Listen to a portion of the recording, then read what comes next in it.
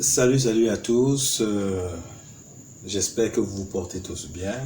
Je tiens d'entrée de jeu à dire merci, un grand merci à tous ceux qui ont aimé, liké, partagé ma dernière vidéo sur comment créer une ligne de basse qui groove.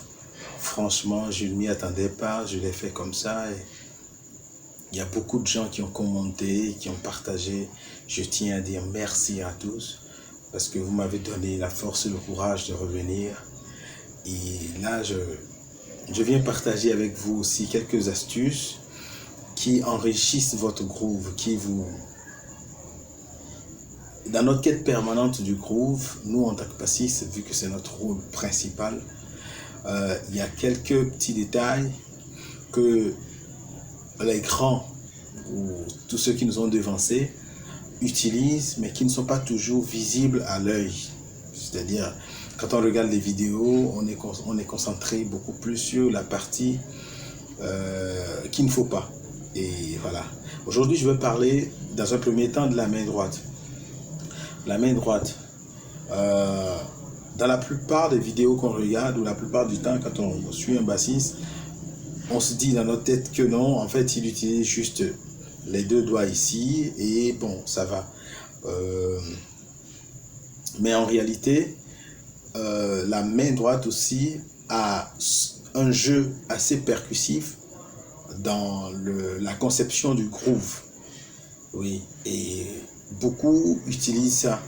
Quand on construit une ligne de basse qui groove, qui marche, on a vu ça dans la vidéo précédente, il y a un certain nombre d'éléments qu'on utilise, comme les ghost notes.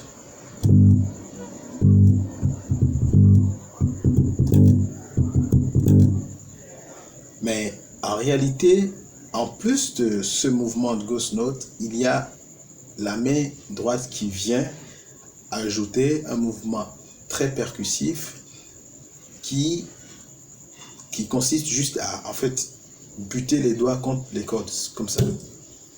Vous voyez, juste de manière très légère, pas brutalement, mais légère. Genre.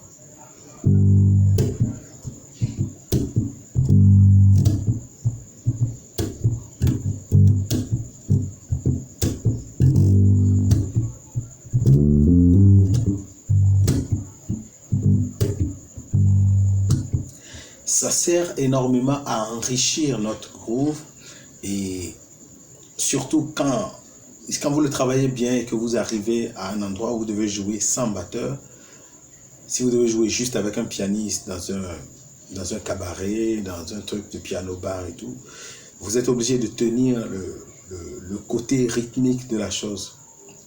Et si vous ne voulez pas que votre soirée soit vraiment boring, que ce soit ennuyeux et tout ça, vous devez travailler ce côté percussif de la basse. Je vais vous donner juste un exemple avec un morceau très connu que presque tous les bassistes savent jouer, que moi j'aime bien jouer souvent pour expliquer les choses. Je vais le faire en do pour que tout le monde puisse comprendre. C'est le morceau Stand By Me. Voilà.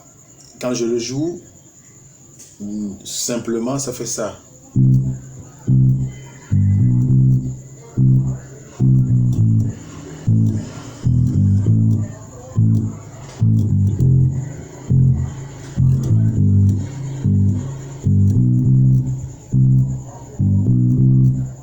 Mais là, quand j'ajoute juste à cette ligne de basse, le mouvement de la main droite, ça donne ceci.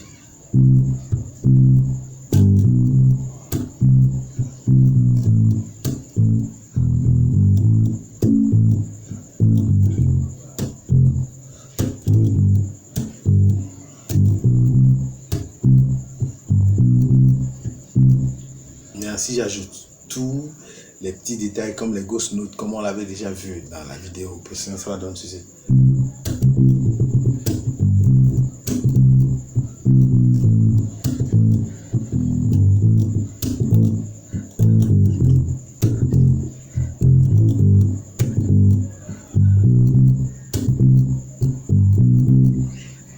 Voilà, là j'ai fait un peu n'importe quoi. On va jouer avec la boîte à rythme et on verra ce que ça donne.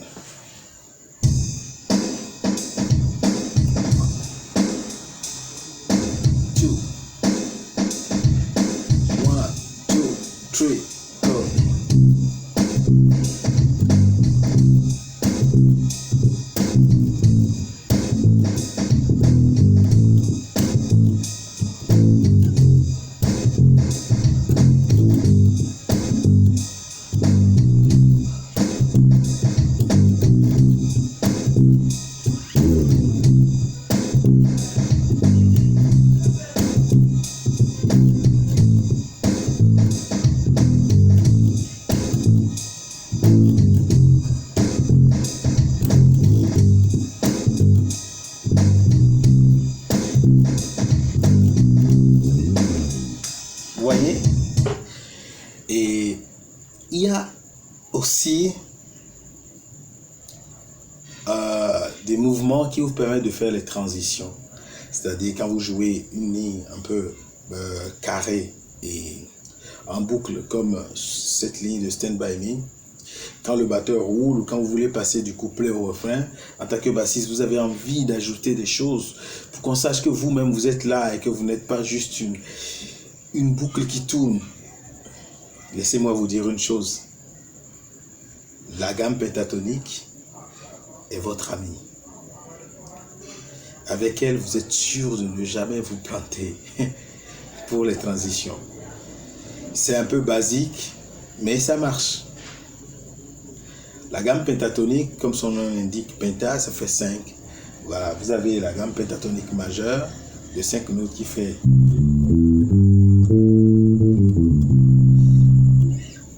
et pentatonique mineure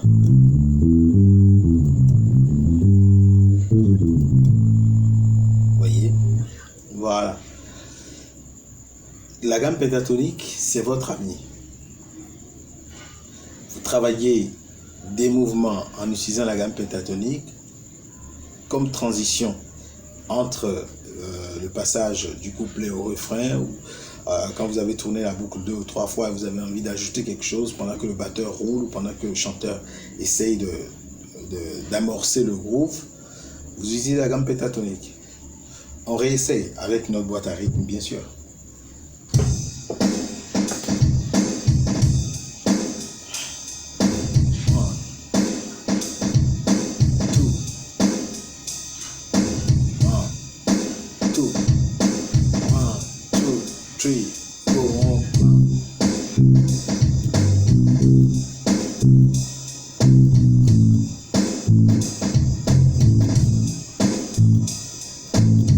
Pardon.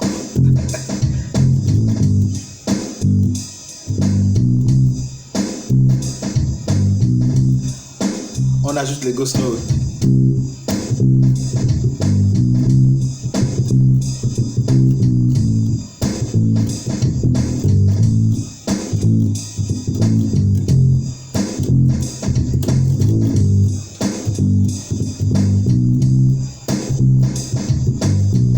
On ajoute le mouvement de la main droite.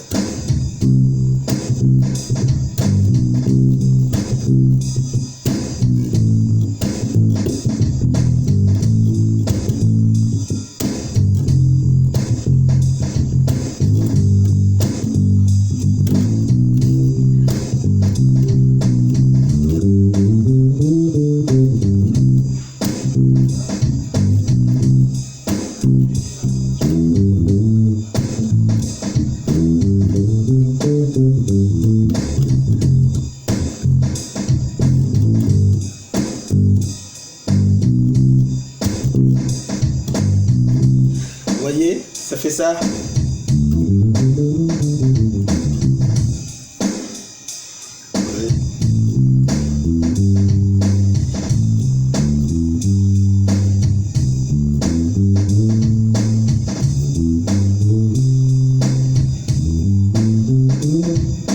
Pentatonique. Ça fait. Vous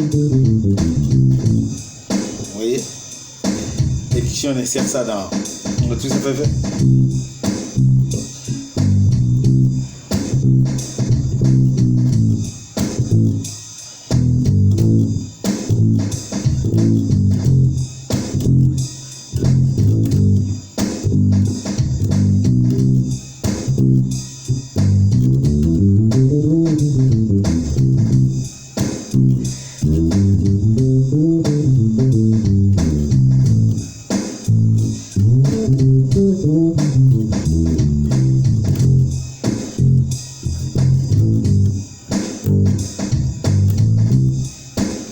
Ça fait ça. Ah, ah.